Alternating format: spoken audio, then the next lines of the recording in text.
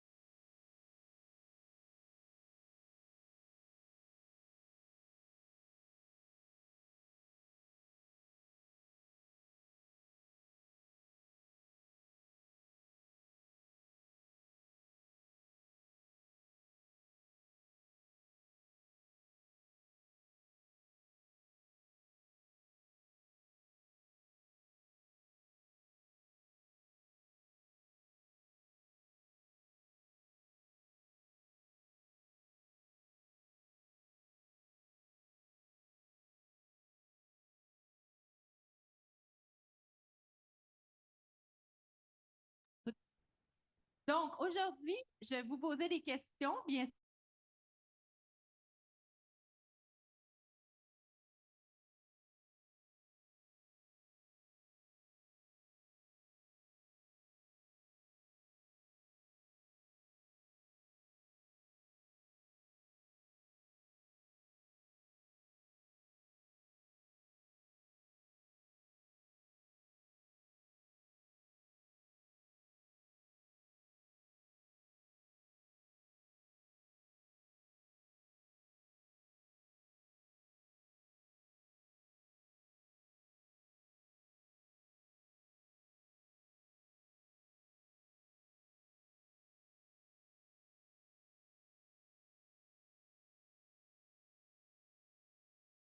particulièrement au Québec. Donc, ça serait la première question que je te lancerai pour commencer le panel. D'accord. Merci. Vaste mandat. Vaste. J'essaie d'avoir une réponse assez concise et assez claire. Mais avant tout, peut-être pour mettre justement la table, j'aimerais parler d'une étude qui a été publiée dernièrement. En fait, c'est en septembre dernier. Une étude qui a été publiée par Recyc Québec, la Société québécoise de récupération et de recyclage, et Circle Economy. Donc, c'est une étude, tout ce qu'il y a de plus officiel. Donc, l'étude a été publiée en septembre dernier. Et l'étude parle notamment de l'atteinte des limites planétaires au Québec, de l'économie circulaire et aussi des impacts de notre surconsommation.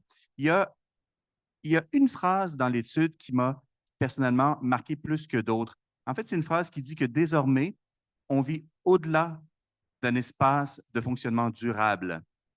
En fait, on est dans une zone de danger qui pourrait éventuellement nous mener à des changements irréversibles dans le système naturel, dans nos écosystèmes. Ceux-là même, les écosystèmes qui permettent la vie sur Terre. Qu'est-ce que ça veut dire? Ben, ça veut dire qu'on va frapper un mur rapidement et fortement si on ne fait rien. C'est-à-dire là, c'est pas un militant écologiste, c'est vraiment une entité gouvernementale qui dit si on ne fait pas attention à notre consommation, à notre surconsommation, éventuellement, on ne vivra plus dans un monde pérenne. Pardon. Euh, on, on va manquer de ressources, éventuellement, on va ultimement porter atteinte à la préservation de l'espèce humaine. Donc, c'est quelque chose d'assez majeur. Pourquoi j'aborde ça de cette façon-là? Parce que la gestion des matières usuelles et la réduction à la source, en fait, ça relève aussi directement ou ça découle directement de notre consommation et de notre surconsommation. Au Québec, on est un des plus grands consommateurs de ressources au monde. Par année, on consomme environ 271 millions de tonnes de ressources. J'ai bien dit 271 millions de tonnes. C'est sûr que toutes ces ressources-là, ça peut être de l'essence, ça peut être de la nourriture, ça peut être de la brique, ça peut être de la terre, ça peut être aussi des produits électroniques, ça peut être tout ce qu'on consomme, tout ce qu'on injecte dans l'économie. C'est sûr que ces matières-là ne se retrouvent pas pendant l'année dans un dépotoir, dans un lieu d'enfouissement technique ou à l'élimination. Donc, ils restent dans les bâtiments qu'on construit, ils sont consommés dans les voitures, ils sont ingérés lorsqu'on mange quelque chose. N'empêche qu'il y a quand même euh, de ces ressources, de ces matières, de ce tonnage qui se retrouvent euh, dans nos lieux d'élimination. Au Québec, étant donné qu'on est un des plus gros consommateurs de ressources, 271 millions de tonnes par année, ça équivaut à 32 tonnes par année par habitant, tout sexe et âge confondus, ce qui est quand même énorme. En fait, c'est 3 fois plus que la moyenne mondiale. Donc, au Québec, on est un des plus gros consommateurs de ressources et, par le fait même, un des plus grands producteurs de déchets au monde. Je dis un des plus grands parce qu'on n'a pas exactement la donnée, parce que les façons de calculer sont différentes, mais pendant longtemps, on s'est situé comme étant le 3e plus grand producteur de déchets au monde. Hein, c'est mieux quand je le rapproche. Et ça, c'est important à comprendre. Ça veut dire la réduction à la source, c'est-à-dire ce n'est pas du recyclage.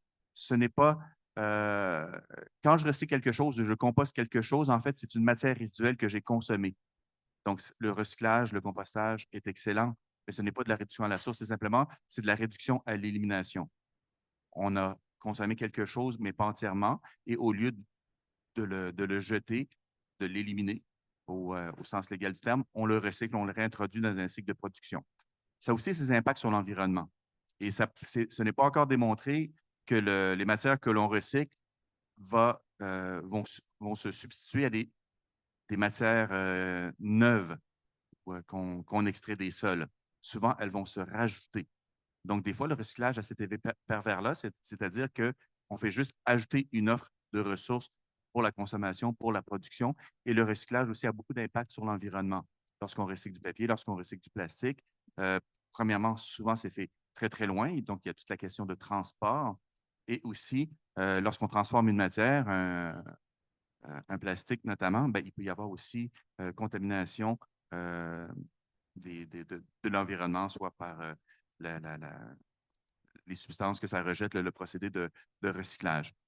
Karel, juste pour que je comprenne bien, il y a réduction à la source, réduction à l'élimination et réduction des déchets. Est-ce que réduction à l'élimination et réduction des déchets, c'est la même chose? Juste pour qu'on. Non, ben, en fait, moi, il y a plusieurs types de réduction. Probablement, il y a une réduction euh, à l'élimination, ce qui est à dire toutes les formes de comment, toutes les formes qu'on met pour justement détourner une matière de l'élimination, soit par le recyclage, le compostage, le réemploi. Donc, on produit une matière résiduelle, mais on ne l'envoie pas à l'élimination. On la garde dans un système, si on veut, de production. Il y a une autre forme de réduction par substitution, c'est-à-dire, pensez, avant, c'est un exemple, on avait une bouteille de boisson gazeuse en vitre qui pesait, je ne sais pas, 750 grammes. On l'a transformée par une bouteille de boisson gazeuse en plastique qui pèse 50 grammes. Là, je dis n'importe quoi. Donc, on a une réduction en poids d'un contenant, mais on a toujours la même matière qui est produite. Donc, c'est une réduction sur papier, euh, mais ça ne veut pas dire que c'est nécessairement bon pour l'environnement. Lorsqu'on substitue, par exemple, une matière lourde, le verre par du plastique fait avec du pétrole, ben, on crée plus d'impact sur l'environnement, surtout que ce sont des contenants jetables, si on parle de ces contenants-là de boissons, plutôt qu'avoir des contenants de verre réutilisables. Donc, ça, c'est une réduction par substitution. Et c'est celle-là, avec la réduction à l'élimination, c'est ce qu'on rentre dans nos données au niveau du gouvernement. Ben, on, c'est pas moi, ça exclut la personne qui parle, parce qu'on a des données quantitatives par tonnage et non pas qualitatives. Et ça, je pense que ça devrait rentrer en ligne de compte. Ça veut dire, c'est pas parce qu'on réduit en poids que c'est nécessairement mieux pour l'environnement. Il y a une autre forme de réduction que j'ai appelée une réduction par reclassification. Des fois, j'appelle ça, quand je suis de mauvaise humeur, j'appelle ça du blanchiment de déchets, c'est-à-dire on peut envoyer une matière au dépotoir sans qu'elle soit légalement éliminée. Elle va être utilisée à des fins de valorisation matière, donc comme matériel de recouvrement. Chaque jour, on doit recouvrir nos poubelles dans les dépotoirs d'une couche de terre, en fait, de matière pour éviter que les rongeurs, les oiseaux, les odeurs ou les papiers s'envolent. Donc, une espèce de membrane protectrice. Sauf que le règlement qui spécifie ça ne spécifie pas de hauteur euh, maximale. Donc, il y a des sites d'enfouissement, c'est du 1 pour 1. 1 mètre de déchets par jour, mettons, avec 1 mètre de recouvrement. Et le recouvrement, souvent, ce sont des matières résiduelles. Donc, ce sont des matières résiduelles qui vont au dépotoir, qui vont finir leur vie au dépotoir, mais qui ne sont pas éliminées au sens réglementaire. Donc, ça vient diminuer les matières qu'on élimine à chaque année. Mais ce sont des vases communicants, là. Ça veut dire qu'elle va quand même au dépotoir. Le verre est un excellent exemple. La quasi-totalité du verre qu'on met dans nos bacs de récupération au Québec est utilisé à des fins de recouvrement dans les dépotoirs. Il n'est pas recyclé sous forme de verre pour faire d'autres contenants. En fait, il y a 0% du verre au Québec récupéré par la collecte sélective municipale qui est recyclé sous forme de verre. La grande majorité est utilisée à des fins de recouvrement journalier. Donc, ce sont les 3 sources, les 3 formes de réduction. Et vraiment, la vraie forme de réduction à la source, c'est de ne pas consommer un objet, c'est-à-dire de ne pas posséder un objet. On peut continuer à consommer. On peut consommer des services, on peut consommer de la réparation, on peut consommer du réemploi. Et tout ça, ça entraîne par la bande, par un effet rebond, si on veut, une diminution de la consommation des ressources à des fins de possession. Posséder un bien, ce n'est pas nécessaire. On n'est pas obligé chacun dans nos maisons en banlieue d'avoir une tondeuse par maison. On peut très bien se partager une tondeuse à 4 ou 5 maisons. Et même chose pour d'autres objets de tous les jours. Il y a des objets qu'on utilise, et ça, mes collègues vont en parler, une fois par année. Donc, est-ce que c'est nécessaire de la posséder, de faire en sorte qu'on achète un bien qu'on n'utilise pas? Je termine avec ça, si tu me permets. Oui. Aussi, ce qui est très important, c'est d'arrêter de cloisonner les dossiers en environnement. On parle beaucoup de gaz à effet de serre, bien, avec raison d'ailleurs, parce qu'il y a une crise climatique, mais il faut savoir que 70 des GES, des gaz à effet de serre sur la planète, sont causés par notre surconsommation.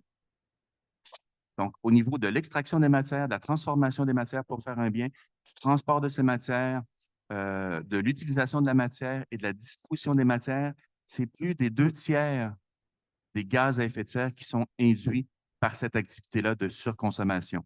Donc, on parle beaucoup de transport auto-solo et ainsi de suite. Mais si on veut vraiment s'attaquer au changement climatique, bien, il faut s'attaquer à la surconsommation. Produire moins de déchets, donc consommer moins, et ça entraîne justement aussi une baisse significative des gaz à effet de serre qu'on pourrait produire. Merci beaucoup, Karel. Super intéressant. Je trouve que tu as répondu à ce mandat de mettre bien la table pour ce panel. Donc, merci beaucoup. Super pertinent. Et donc, on va continuer avec la surconsommation. Mais justement, on va parler de consommation. Je trouve ça le fun, Elliot, que tu sois là. Justement, tu es expert en cycle de vie avec le CIREG. Dans notre façon de consommer, souvent, on va privilégier l'aspect économique, donc le coût économique. Comment on pourrait prendre davantage en compte dans la consommation le coût environnemental? Est-ce qu'il est intégré actuellement? Est-ce qu'on pourrait l'intégrer davantage? Donc, j'aimerais ça t'entendre là-dessus. Bien sûr, merci. Déjà, le concept de coût, il y a plusieurs dimensions de coût. Évidemment, le consommateur, ce qu'il voit en premier, c'est le coût économique. Mais il y a d'autres concepts de coût de l'externalisation des coûts, les coûts externes dont on entend parfois parler. Ça peut couvrir beaucoup de réalités. On entend les coûts sanitaires, par exemple. C'est le cas, on en parle pour l'auto-solo, par exemple, ou pour le tabac. Il y a des coûts qui sont pris en compte par l'État pour notamment soigner les personnes qui développent des maladies suite à une consommation ou une autre. Puis il y a des coûts environnementaux, puis il y a des coûts sociaux aussi. Les coûts environnementaux, ça peut être le fait de devoir réhabiliter une zone qui a été complètement polluée ou de devoir lutter contre les conséquences du réchauffement climatique, donc reconstruire après les inondations, etc. Donc tous ces coûts-là, ils sont vraiment pas du tout intégrés actuellement dans les produits qu'on consomme. En général, ils sont assurés par l'État, en fait. Donc, ils sont finalement pris en compte via les taxes que chacun de nous on paye, parce que l'argent de l'État, ça ne sort pas de nulle part. C'est ça. Et juste un chiffre, c'est un des chiffres que j'ai trouvé rapidement ce matin dans le métro. Par exemple, une salade en France qui coûte 70 centimes d'euros. On estime que si on intégrait tous les coûts sanitaires dus aux pesticides, par exemple, et environnementaux dus aux pollutions et sociaux, dus, par exemple, aux travailleurs pauvres qui peuvent être employés dans ces champs-là, on arriverait à 17 à 27 euros pour cette salade-là. Donc, c'est une multiplication de plusieurs dizaines de fois le coût réel vu et perçu par le consommateur. Et, pardon, je peux parler longtemps de ça, mais C'est sûr que c'est pas pris en compte. Il faudrait les prendre plus en compte, mais c'est sûr que c'est pas, la charge peut pas revenir intégralement au consommateur directement, surtout dans les périodes d'inflation qu'on voit en ce moment. Le consommateur peut pas payer 20 fois plus sa nourriture, c'est pas possible. Mais en tout cas, une manière de réduire ça, ça serait au moins de les informer, les consommateurs et les entreprises sur les coûts externes, donc les coûts pas visibles de cette consommation-là pour Suivant ça sur les par emballages. exemple, on voit les emballages, enfin, les informations nutritionnelles, par exemple, sur les emballages, de plus en plus, notamment en Europe, on a aussi des éco-scores qui commencent à apparaître. Donc, au moins, informer, mettre à disposition des outils pour pouvoir calculer son empreinte et pouvoir efficacement viser les endroits où on peut réduire cette empreinte-là. Et puis après, bah, ça devrait passer aussi par une façon pourquoi pas taxer les plus gros pollueurs, la taxe carbone, ou pourquoi pas, au contraire, inciter à des comportements plus responsables. Ça devrait passer plus par ces mécanismes-là. Totalement. Puis aussi, peut-être qu'il y a une sensibilisation auprès des consommateurs aussi pour se soucier davantage des impacts environnementaux du produit. Mhm. Ça m'amène à ma prochaine question parce qu'intuitivement, des fois, comme consommateur, on est tenté d'acheter quelque chose parce qu'on dit ah oui, parfois c'est l'emballage qui nous dit que c'est plus vert, ça semble plus écologique. Il y a aussi des modes qui se sont développés, particulièrement sur les réseaux sociaux aussi, donc qui nous tentent vers certains produits. Mais lorsqu'on regarde ça de plus près, puis on en a parlé en pré-entrevue pour le panel, parfois nos choix intuitifs comme consommateurs ne sont pas nécessairement les plus écologiques lorsqu'on regarde le cycle de vie complet d'un objet. Et j'aimerais ça t'entendre parler de ça. Oui, bah merci. Donc, effectivement, Karel, on a un petit peu parlé, mais c'est sûr que, puis c'est vraiment mon domaine, là, le cycle de vie. C'est sûr que souvent, ce qu'on voit, c'est l'utilisation, la consommation directe, donc, puisque nous-mêmes, on pollue dans notre vie de tous les jours. Évidemment, il faut prendre en compte aussi tout ce qui est la production, l'extraction des matières premières, le transport, la transformation, l'utilisation, la fin de vie, pourquoi pas la réutilisation, etc. Donc tout ça, c'est évidemment à prendre en compte quand on regarde l'impact d'un produit ou d'un service ou de quoi que ce soit qu'on essaye de faire. Et oui, c'est des effets de mode. C'est sûr, notamment, bah, il y a eu un moment, c'est un peu diminué, mais les sacs en coton, par exemple, les sacs réutilisables, où à chaque événement, on distribuait gratuitement des sacs en coton, etc. On avait chacun une dizaine, une vingtaine, une trentaine de sacs en coton dans nos armoires. Mais un sac en coton, ça a un très gros impact. En fait, la production d'un sac en coton, c'est beaucoup plus élevé au moment de la production qu'un sac en plastique. Et puis surtout, toutes les catégories d'impact qu'on peut regarder, à la fois les ressources, parce que ça consomme beaucoup d'énergie. Donc finalement, le plastique qu'on va éviter dans le sac en plastique, bah, en fait, on va l'avoir brûlé à travers une forme de pétrole pour produire l'énergie dont on va avoir besoin pour produire le sac en coton. Donc, tout ça, c'est des choses à prendre en compte. La vraie question à se poser pour diminuer notre empreinte, c'est celle de la fonctionnalité. Est-ce qu'on a vraiment l'utilité de ce qu'on est en train d'acheter? À quelle fréquence, on va avoir cette utilité-là, justement, pour pouvoir partager, pour pouvoir réutiliser, pour pouvoir peut-être se passer de quelque chose qui finalement est pas utile dans notre vie de tous les jours. Est-ce qu'on vient rajouter un besoin ou plutôt que combler un besoin qui était préexistant à cet achat-là? Tout ça, c'est vraiment important, cette question-là, de vraiment réfléchir à la fonction, aux besoins réel que remplit cet objet-là. Puis le besoin, il n'est pas toujours simplement pour un sac de transporter quelque chose. Ça peut être aussi un besoin d'apparence, un besoin de physique, mais au moins en prendre conscience, ça permettrait de réfléchir à ces impacts-là qu'on peut avoir. Parce que justement, c'est intéressant parce que dans cette réduction à la source, on a eu cette discussion-là encore une fois en préparant le panel de la surconsommation qu'on peut observer maintenant, mais même dans les produits de seconde main.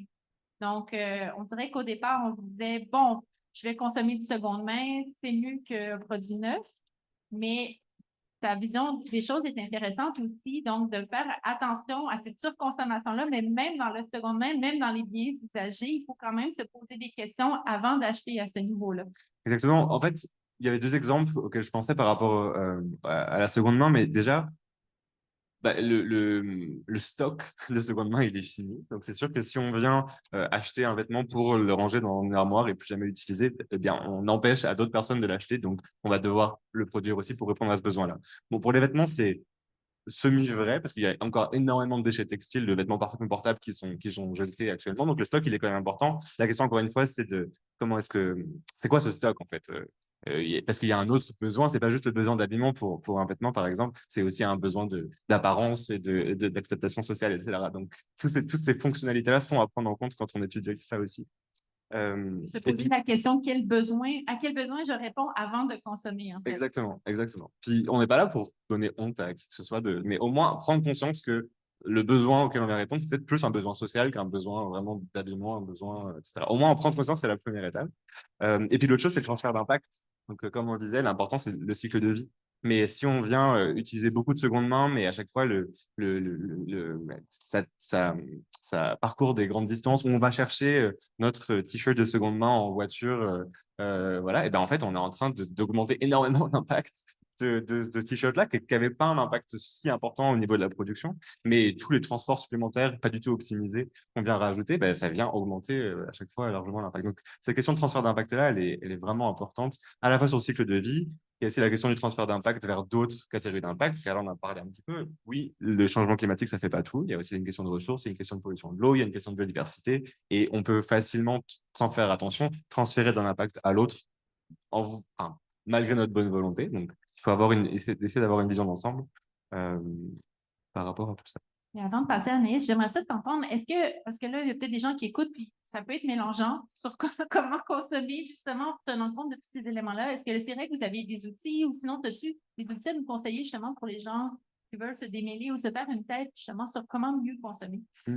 Alors, malheureusement, je n'ai pas d'outils pratiques à conseiller tout de suite. J'ai plutôt des outils. Malheureusement, mon outil qui vient en tête tout de suite, il est pas vraiment utilisable ici. Mais en tout cas, il y a de plus en plus de. Au CEREC, par exemple, on est en train de développer ce qu'on appelle la base de données de la consommation au Québec. Donc, on essaie de quantifier les produits qui sont consommés et qui sont produits au Québec, au Canada, notamment alimentaires, mais aussi en termes de cosmétiques, en termes même de bâtiments, etc. Donc, ces données-là, elles sont de plus en plus développées, elles sont de plus en plus disponibles. La question, c'est pas seulement de les développer par nous, chercheurs, mais aussi de les rendre accessibles. Mais il y a de plus en plus d'outils qui commencent à être utilisés par ça, de plus en plus aussi d'organismes qui affichent l'empreinte environnementale de certains de leurs produits. Alors souvent, pour l'instant, on reste au niveau de l'empreinte carbone parce que c'est celle qui est la plus démocratique et la plus facile peut-être à percevoir. Et ce qui est une bonne chose parce que c'est un des impacts principaux auxquels on est confronté aujourd'hui, bien sûr, mais il y en a aussi beaucoup d'autres. Donc c'est ça, il existe beaucoup d'outils, plutôt sur des services spécifiques, donc des outils pour calculer l'empreinte de son alimentation, pour calculer l'empreinte de son transport, pour calculer son empreinte digitale sur ses sites en ligne. Et c'est de plus en plus facile à trouver. Donc j'inviterais peut-être les gens à chercher ça. Maintenant, on trouve de plus en plus facilement, y compris contextualisé au Québec. Parce qu'on n'en a pas parlé trop, mais le contexte de l'empreinte de la consommation, il est extrêmement important aussi. Au Québec, on a la chance d'avoir une énergie qui est très décarbonée, enfin une électricité qui est très décarbonée. Mais on consomme beaucoup, on utilise beaucoup une voiture solo, on gaspille beaucoup d'énergie. Donc voilà, donc des outils contextualisés, des choix de consommation contextualisés, c'est aussi très important. Merci beaucoup, en tout cas. Je trouve ça super intéressant parce que je trouve que ça l'ouvre la porte aussi à Anaïs. Justement, on parle de consommation, on a parlé de seconde main. Et là, on arrive aussi avec ton initiative qui s'appelle Partage Club. Et donc, avant tout, j'aimerais ça que tu nous expliques c'est quoi cette initiative-là que tu as créée finalement. Alors en fait, on parle beaucoup de surconsommation, ce qui est un fait, mais il y a aussi un deuxième problème qui est la sous-utilisation des biens qu'on possède. Il y a une statistique qui démontre qu'en moyenne, chaque foyer possède 34 objets qui sont utilisés moins de 3 fois par année. Donc on le sait qu'on a tous beaucoup de choses, puis je vous invite juste à réfléchir rapidement, vous, chez vous, tous les objets que vous avez, vous n'utilisez pas au quotidien. C'est en partant sur cette problématique qu'on s'est dit qu'il fallait trouver une autre façon de consommer. C'est là qu'on a créé cette application qui est le Partage Club, qui est une application de partage d'objets entre voisins. Donc, ce n'est pas de la location, ce n'est pas de l'achat seconde main, c'est vraiment du partage. C'est un objet que je possède, mais que je veux prêter parce que je sais que cette fin de semaine, je n'utilise pas mon gaufrier. Donc, tu peux le prendre pour la fin de semaine pour faire ton brunch entre amis et me le retourner après. Donc, je suis une utilisatrice, j'arrive sur votre application, j'ai inscrit mon objet à partager et puis ça crée une communauté de partage finalement pour les gens qui utilisent l'application. Exactement, tu vas pouvoir voir les objets qui sont autour de chez toi et puis si tu ne les trouves pas, tu peux publier un besoin et ça va envoyer des notifications à ton réseau pour qu'ils puissent répondre à ton besoin. Et puis, je serais curieuse de savoir, c'est qui exactement les gens que vous avez sur votre application? Donc, quel genre d'individus qui utilisent le Partage Club? Alors, on répond à plusieurs types de personnes. On a des personnes qui sont très éco-consciencieuses, donc des personnes qui sont très au courant des problématiques actuelles au niveau de l'environnement, qui sont très engagées, qui ont tous les jours dans leur quotidien des gestes pour avoir un impact moins grand sur ce qui est aujourd'hui en termes d'environnement. Donc, qui vont pas prendre de taux solo, qui vont pas manger de viande, on a les vraies personnes qui sont très, on les appelle les hardcore greens, c'est ceux vraiment qui sont exemplaires, mettons. Et donc, pour eux, le partage, c'est une évidence parce qu'ils veulent pas consommer. On a des personnes qui sont là vraiment pour le point de vue économique. Parce que, au final, peut-être que mon gaufrier qui va me coûter 100 $, je suis mieux de l'emprunter vu que je vais l'utiliser 2 fois dans l'année. Et on a des personnes qui sont vraiment là sur le volet social parce qu'elles aiment bien rencontrer des voisins à travers le partage d'objets. Puisqu'on se rend compte aussi au niveau de notre démographie, c'est qu'on a beaucoup de familles. Parce que les familles, c'est une cible qui ont beaucoup de besoins changeants. On a des enfants qui grandissent, on a des vélos qui font plus, on a des vélos qui vont faire à notre deuxième enfant, mais qui font plus à notre premier. Donc, on veut le garder, mais on ne sait pas, on ne veut pas le vendre encore. Donc, les familles sont très preneuses de l'utilisation du partage club. Et je suis curieuse de savoir, est-ce que les gens prennent soin des objets partagés? Est-ce que ça fonctionne? Parce que des fois, on ne veut pas partager notre objet parce qu'on a peur que ça nous vienne dans moins bonnes conditions. Aujourd'hui, ce qu'on se rend compte à travers notre communauté, c'est que c'est là où on était agréablement surpris, c'est que les objets reviennent souvent en meilleur état que quand ils ont été prêtés. Meilleur état, pas parce qu'on l'a utilisé, donc c'est sûr qu'il va y avoir une désuétude au niveau de l'objet, mais au meilleur état, peut parfois même esthétique. Moi, je donne toujours l'exemple de ma chaise haute que j'ai prêtée à une famille. C'est une chaise haute que j'utilise tous les jours, mais je partais en vacances, donc j'ai pu la prêter à une famille qui avait de la visite à ce moment-là.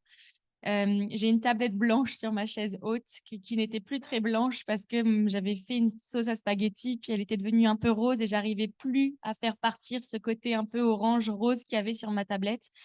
Je l'ai prêtée à une famille, la famille me l'a retournée, elle était blanche comme neuve. Et puis finalement, le côté social dont on parlait, il est revenu parce que j'ai échangé avec cette personne pour lui demander comment elle avait fait, quel produit elle avait utilisé pour pouvoir la rendre aussi blanche. Donc, il y a comme un côté aussi humain à travers ça. Et puis, les personnes se sentent redevables.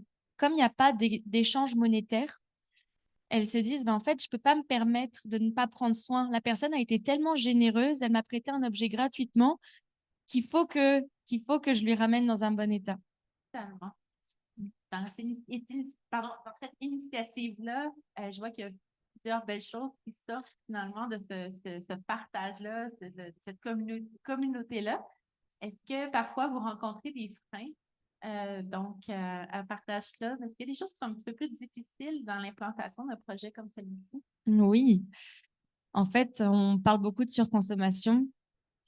Nous, on pensait que ce qui allait être difficile, c'était d'amener les gens à prêter des objets.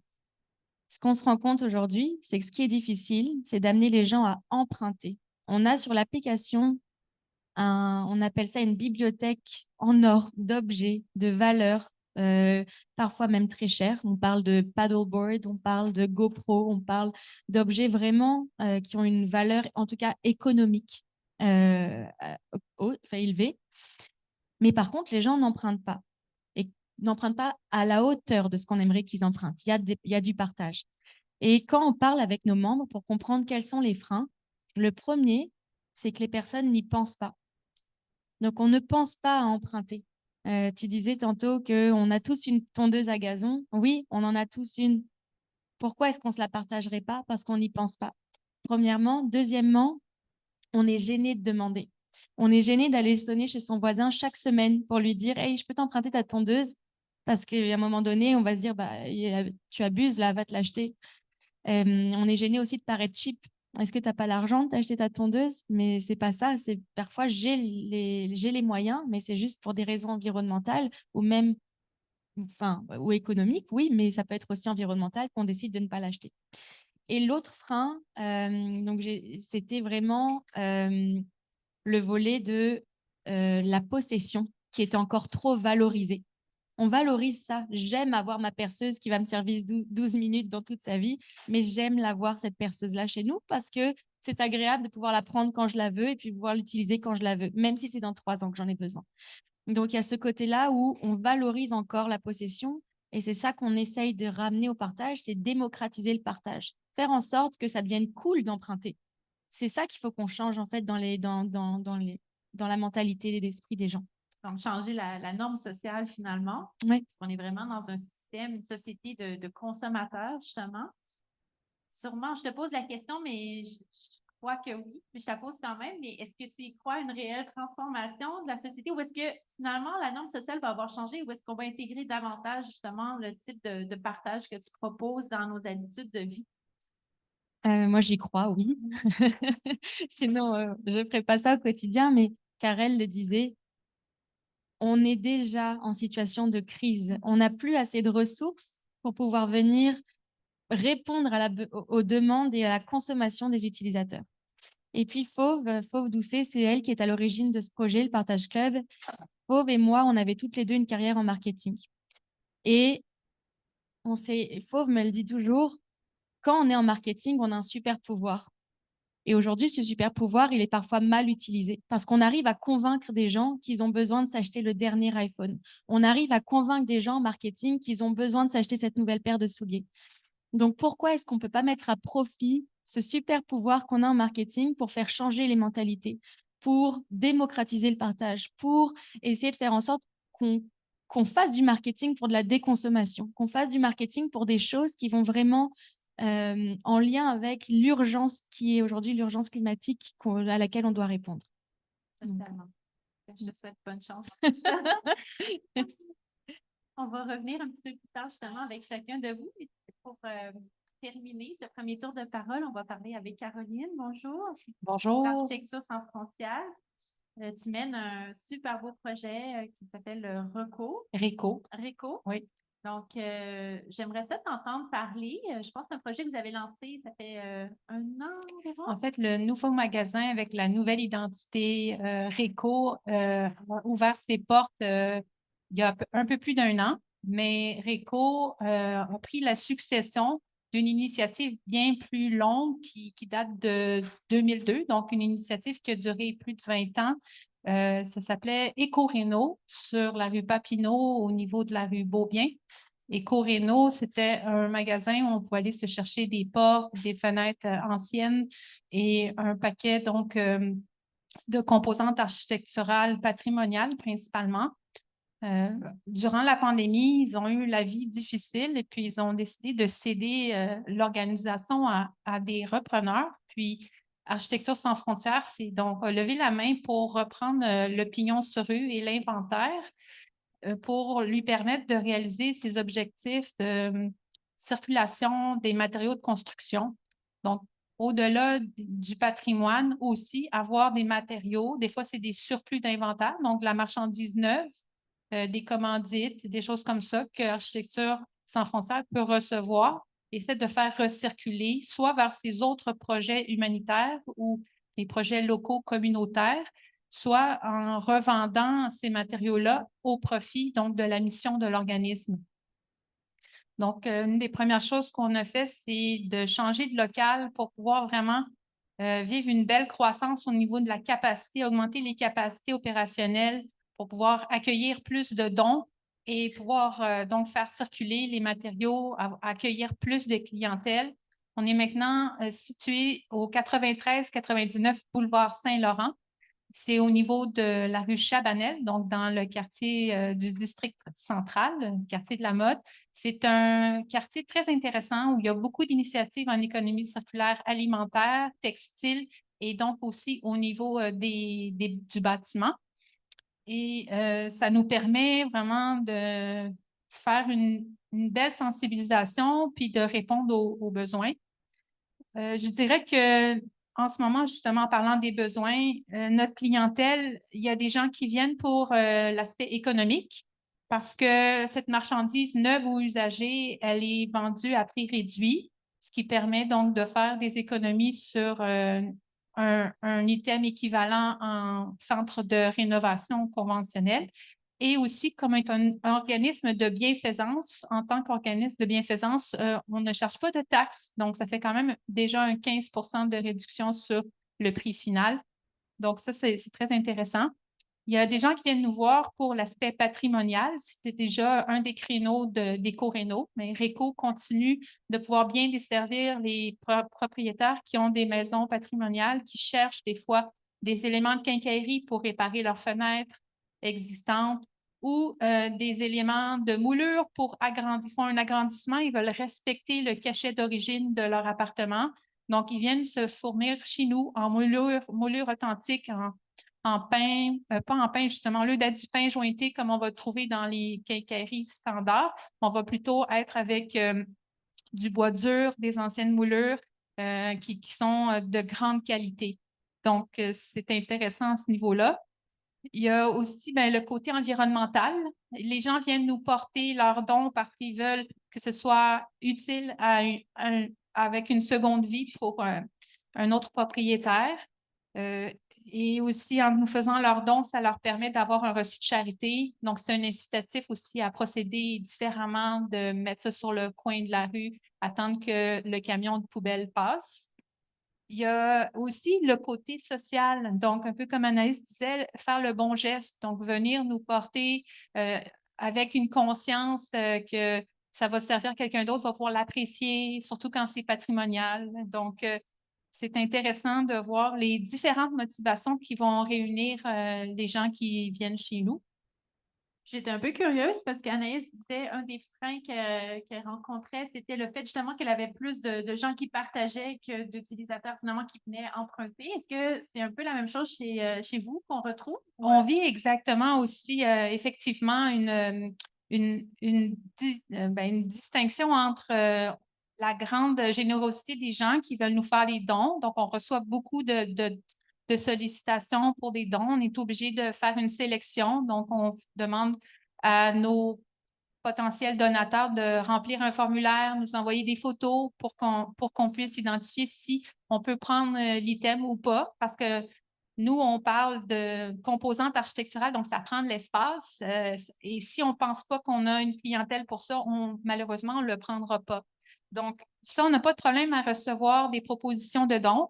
Ce qui est plus difficile à intégrer dans notre culture, c'est de penser au réemploi avant d'aller pour ces rénovations, se chercher du neuf et aussi de convaincre son entrepreneur de procéder différemment.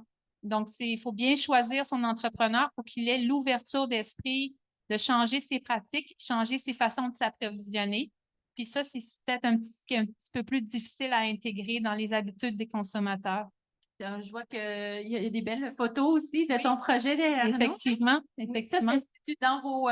Oui, c'est notre nouvel entrepôt. Donc, on a 10 000 pieds carrés de composantes architecturales. Comme je disais, c'est du neuf ou de l'usager. Ça correspond à 1 000 mètres carrés environ. Et puis, on est ouvert 5 jours par semaine. C'est ça. Donc, je pense que pour pouvoir contrer un peu la différence entre l'abondance des dons et la demande, ça demande des changements de comportement.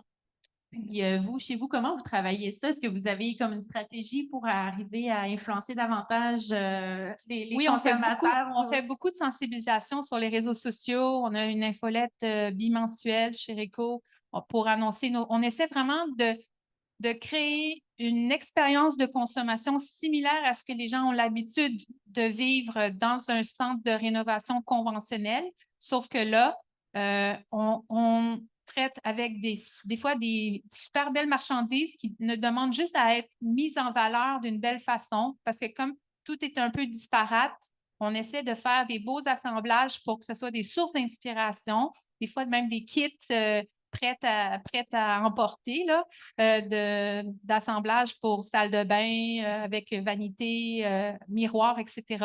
Ça séduit les gens, ça permet d'utiliser un langage commun pour rendre le réemploi plus facile à adopter, je pense, quand c'est bien disposé, quand il y a un souci esthétique. Donc, notre collègue au marketing fait de gros efforts pour avoir des influenceuses qui vont intégrer nos composantes dans leur création, avoir du contenu à partager sur comment notre équipe sur le plancher des ventes fonctionne, puis faire valoir toutes les belles pépites qu'on reçoit régulièrement au magasin.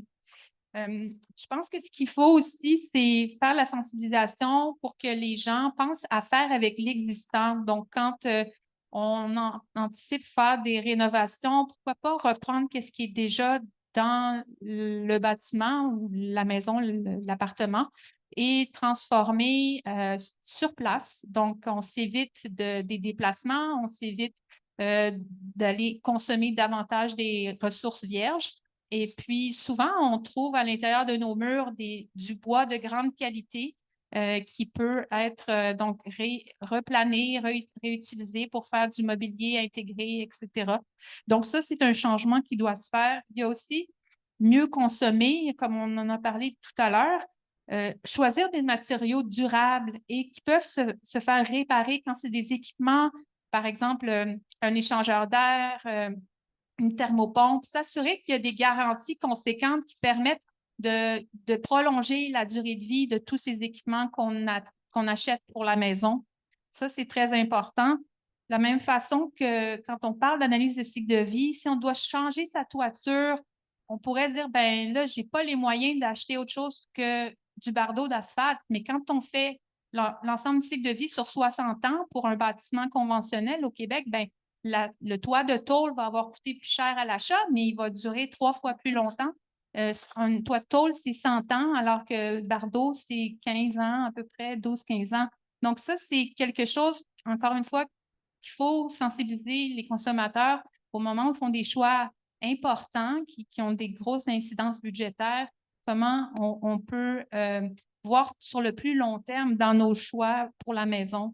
Et finalement, j'aimerais dire aussi, il faut arrêter de penser que le recyclage, c'est une solution. Encore une fois, il faut d'abord donc réduire notre surconsommation parce que le recyclage, ça a aussi un impact environnemental, un impact énergétique. Donc, le réemploi, il faut penser réemploi avant de penser recyclage. C'est vraiment déjà beaucoup plus vertueux.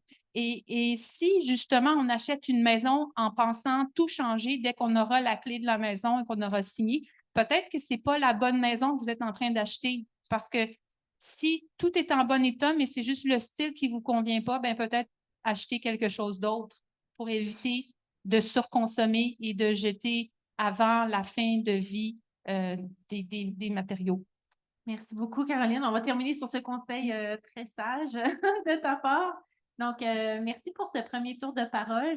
Je pense qu'on a bien bien compris c'était quoi une réduction à la source. On a donné des exemples concrets. On a donné aussi des consignes ou des outils pour essayer de mieux réfléchir à comment consommer également.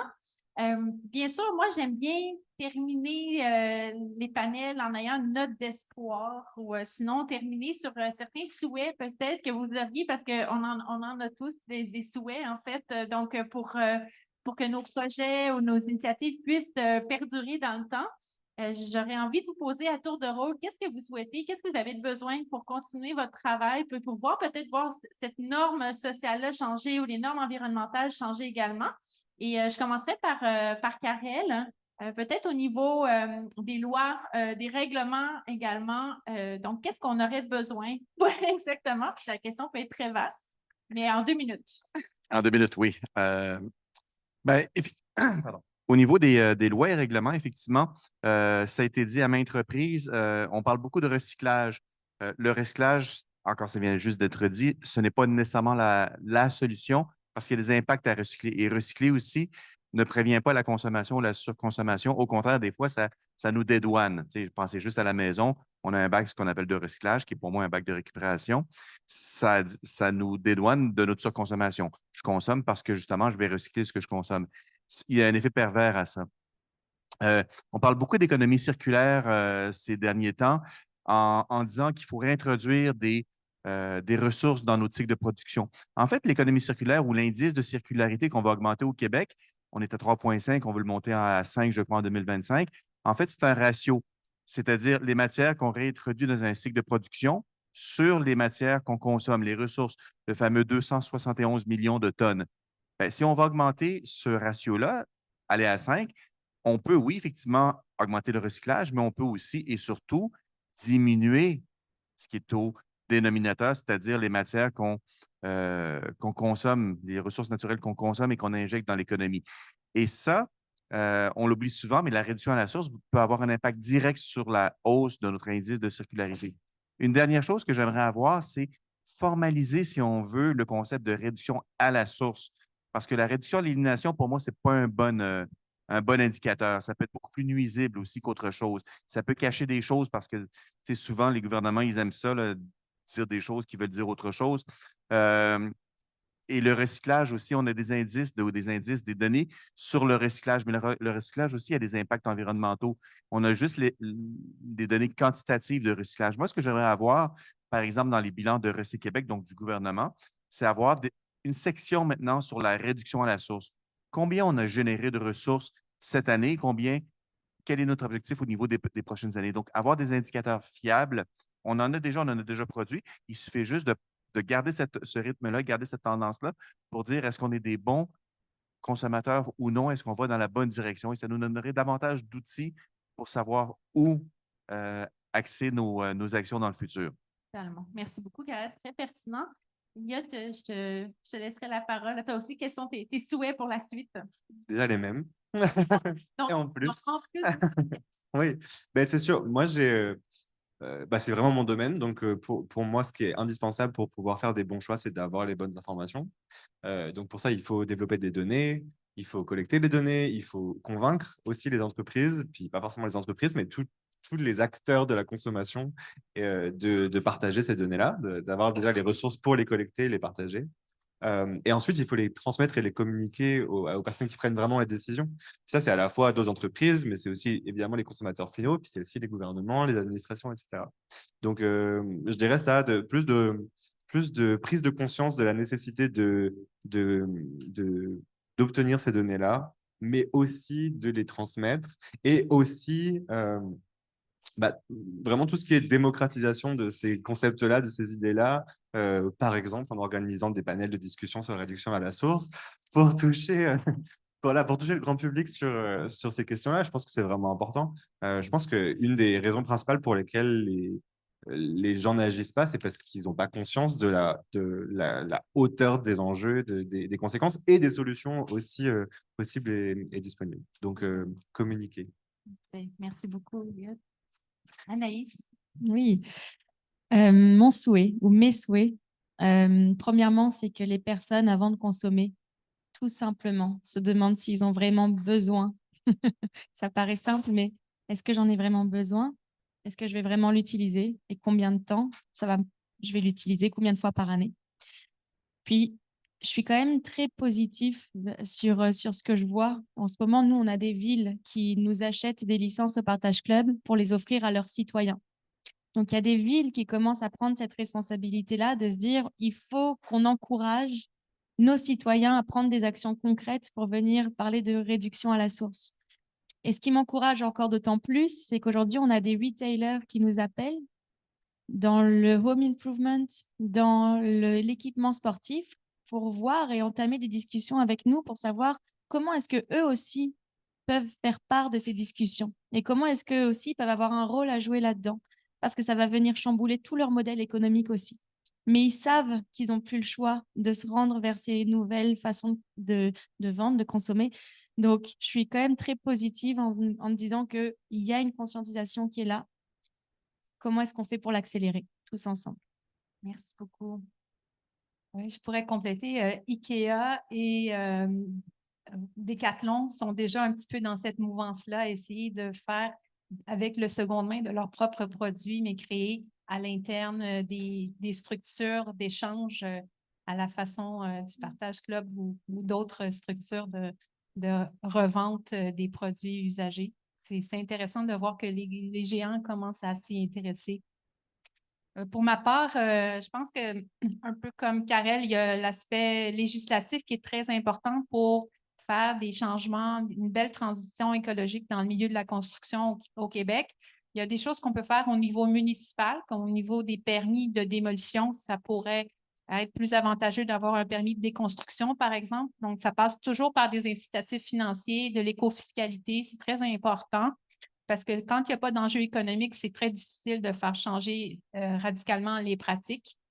Et, il y avait aussi l'aspect de développer un véritable statut de déconstructeur, parce que sur les chantiers, ce qui est difficile en ce moment, c'est que les syndicats de travailleurs de la construction sont habitués à travailler d'une certaine façon, à certains taux horaires. Avec l'économie circulaire, ça nécessite des plateaux de travail en insertion sociale, ça nécessite un nouveau type de travailleurs du milieu de la construction, mais pour la déconstruction. Puis ça nécessite des changements au niveau de comment les lois sont faites pour les travailleurs de la construction. Ça, tant qu'on n'aura pas une ouverture, comme quoi la déconstruction, c'est un métier en soi avec ses propres compétences qui peut amener beaucoup de bienfaits à l'ensemble de notre écosystème, ben, ça va être difficile de changer d'échelle. Merci beaucoup. En tout cas, je nous souhaite que vos souhaits se réalisent vraiment. Et on a du temps pour prendre les questions du public ou par chat virtuellement. Oui, il y a une question ou deux questions. Oui, question pour vous. Le plastique, ici, comment est-ce que le Québec gère le plastique? C'est rendu en capsule ou bien on l'exporte? Oui, ben c'est une bonne question. Je ne sais pas si la réponse va être aussi bonne. En fait, la réponse officielle, c'est qu'on ne le sait pas parce qu'il n'y a pas de traçabilité au niveau des matières recyclables qui sont récupérées. Cependant, effectivement, la plupart des plastiques qui sont facilement recyclables, le numéro 1, numéro 2, sont recyclés ici. Aussi, il y en a une bonne partie qui est quand même exportée à l'étranger. Et ça, malheureusement, on ne sait pas où. Ce sont des courtiers qui achètent le plastique pour ensuite être vendus à des recycleurs. Donc, les marchés, c'est mondiaux. Hein. Pour l'aluminium, c'est un bon exemple. On est des grands producteurs d'aluminium vierge à partir de bauxite, mais on recycle zéro aluminium au Québec. C'est-à-dire, on produit zéro canette d'aluminium au Québec. Non, parce qu'on produit de l'aluminium brut pour ensuite qu'on revend. C'est-à-dire, on n'achète pas de produits finis d'aluminium comme les canettes, on importe des canettes vides, déjà formées pour mettre de la bière dedans. Et lorsque on boit notre bière, les canettes sont retournées aux États-Unis vides.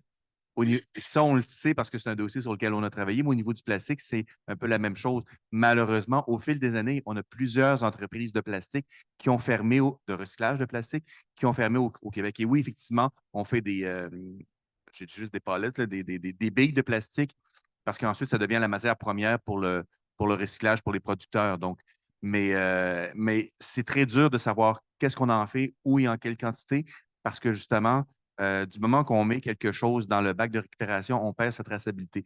La donnée, je termine, la donnée officielle qu'on a dans les bilans, ce n'est pas les matières recyclées au Québec, ce sont les matières acheminées à des fins de recyclage. Et c'est super important parce que ça veut dire on sait plus ou moins en fait, on sait qu'est-ce qui est vendu par les centres de tri, mais on ne sait pas à qui, on ne sait pas où. Donc, je ne peux pas vous répondre avec certitude que c'est recyclé ici. Et Pardon? C'est comme prendre le sac de vidange et le mettre chez le voisin. Oui, sauf que le plastique, c'est quand même une ressource, puis à un moment donné, on n'aura pas le choix. Le problème aussi, c'est que le plastique vierge coûte encore beaucoup moins cher que le plastique recyclé. Et ça prend de l'écofiscalité, ça prend des incitatifs, ça prend des obligations pour utiliser cette ressource-là. Et un jour, comme je dis, on n'aura pas le choix. Souvenez-vous de la petite phrase que j'ai dit tantôt, là, on va frapper un mur, ben, on n'est pas loin là. Pour votre question. Il y a des questions en ligne. Oui. On parlait d'incitatifs tantôt. Je pense que Réco a répondu, mais pour le partage club, y a-t-il des incitatifs?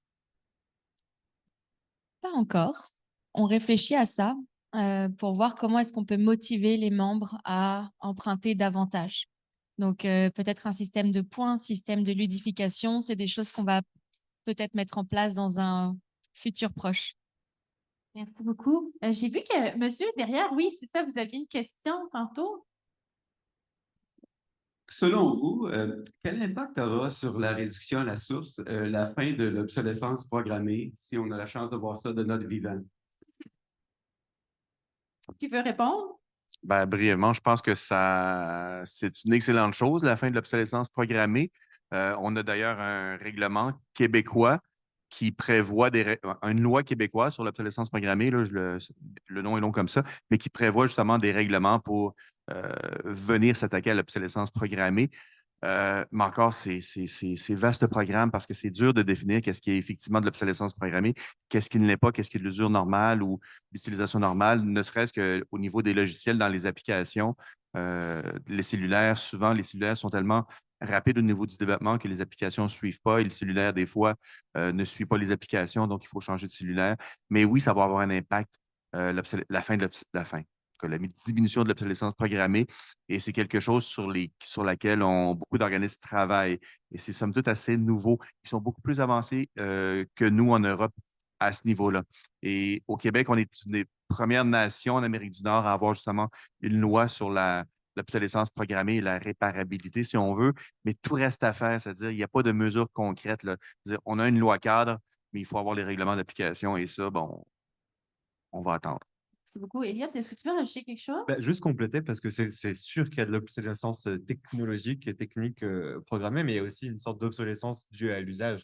Les gens qui se lassent d'un vêtement ou qui se lassent d'un objet, c'est une grosse partie de l'obsolescence de la consommation qui n'est pas programmée, qui n'est pas la responsabilité des entreprises, peut-être via le marketing jusqu'à un certain point, mais il faut aussi prendre en compte ça, l'obsolescence que nous-mêmes Le phénomène social, finalement. Ouais, on appelle Changer la voiture parce qu'on a changé de statut au travail. Absolument. On a déjà écrit là-dessus dans une de nos infolettres. Je crois qu'on appelle ça de l'obsolescence psychologique. Effectivement, le produit est bon, mais il est plus à la mode. Merci beaucoup. Oh, une dernière question, monsieur? Est-ce qu'il y a un travail qui est en train de se faire plus au niveau conscience globale sociale, mais aussi gouvernementale, quant à, par exemple, la Ville de Montréal, en ce moment, moi, j'ai comme un trouble post-traumatique à chaque fois que je passe devant un carré d'arbres. Déjà que j'ai jamais vu d'arbres carrés de ma vie. Ils sont la plupart rectangulaires. Ils sont remplis de poubelles et de toutes sortes d'affaires qui n'ont pas d'affaires là pour respirer.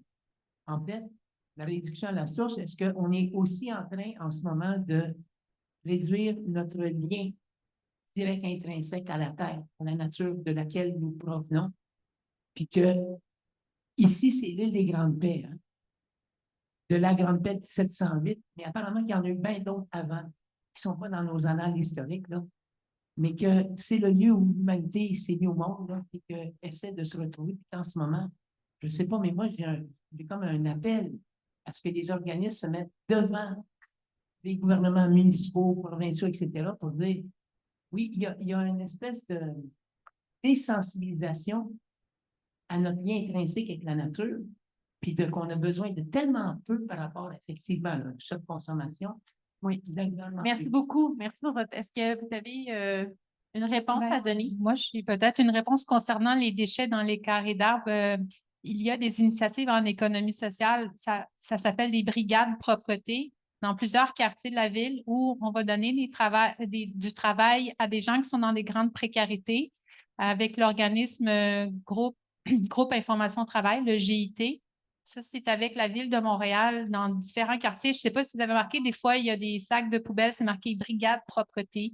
Bon, ben ça, c'est les efforts d'équipe qui ramassent tout ce qui traîne dans la rue pour pouvoir rendre notre ville propre.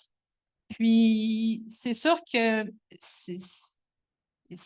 c'est une conscientisation en quelque part parce que si tout est traîne toujours, les gens finissent par s'habituer puis à être désensibilisés. Mais là, au moins, il y a des efforts qui sont faits à l'intérieur de la ville pour la rendre plus propre. Idéalement, il faudrait que chacun se ramasse. Je pense que les gens devraient faire œuvre de civisme sur une base quotidienne. Malheureusement, ce n'est pas ce qu'on constate. Puis avec le climat qu'on a, souvent, on arrive au printemps, puis les déchets ressortent de l'hiver. C'est assez déprimant. Donc, mais il y a quand même des initiatives en économie sociale pour donner du travail à travers l'embellissement de nos trottoirs et de notre ville. Merci beaucoup, Caroline. Karel, en terminant. Oui, rapidement, en fait, c'est une responsabilité partagée. Effectivement, le citoyen devrait se ramasser. C'est lui, quand même, lui qui jette la chose par terre. Ce n'est pas la mairesse de Montréal parce que souvent, on l'accuse. Deuxièmement, les producteurs devraient arrêter de produire de la cochonnerie, c'est-à-dire des biens jetables. 50 du plastique est utilisé pour des produits jetables et les gouvernements devraient avoir des lois justement coercitives pour pénaliser, punir soit les producteurs qui mettent des cochonneries sur le marché, soit des citoyens qui mettent ces cochonneries-là par terre. Et aussi, il faut avoir peut-être plus de poubelles. Moi-même, je le dis, ça veut dire des fois, il manque de poubelles. Et on n'a pas pensé justement à récupération des vidanges. Au parc de Canal de la Chine, là, cet été ou au printemps, on a enlevé les poubelles, ce qui est une aberration. C'est-à-dire, il faut repenser nos modes de récupération de déchets. C'est-à-dire, si on veut avoir une ville plus propre, là, c'est-à-dire, il faut penser à ça. C'est-à-dire, oublier la petite poubelle comme on a à toutes les 300 mètres qui n'est jamais vidée. Il faut peut-être repenser à ça. Et c'est un cocktail de mesures qu'il faudrait avoir. Merci beaucoup. Merci pour cette discussion enrichissante. On espère que vous avez compris un peu plus cette réduction à la source. Qu'est-ce que ça implique? J'espère qu'on a pu vous donner aussi des outils, des réflexions sur la réduction à la source. Merci, chers panélistes, vraiment, pour votre générosité. Merci beaucoup. Vous dire que la Semaine québécoise de réduction des déchets se termine. Mais il y a toujours la chance, de déposer vos lunettes et vos objets électroniques. Donc, il y a une boîte à cet effet à l'entrée de la Maison du développement durable. Donc, jusqu'au 31 octobre, vous avez la chance de faire ça. Donc, n'hésitez pas de venir déposer vos biens ici à la Maison du développement durable. Et aussi, bien, je voudrais remercier nos partenaires, encore une fois, qui nous permettent de faire des si beaux événements à la Maison du développement durable. Donc, merci à Hydro-Québec, partenaire principal de la programmation, et aussi Desjardins, qui est notre partenaire majeur. Donc, on vous souhaite une très belle fin de journée. Merci beaucoup.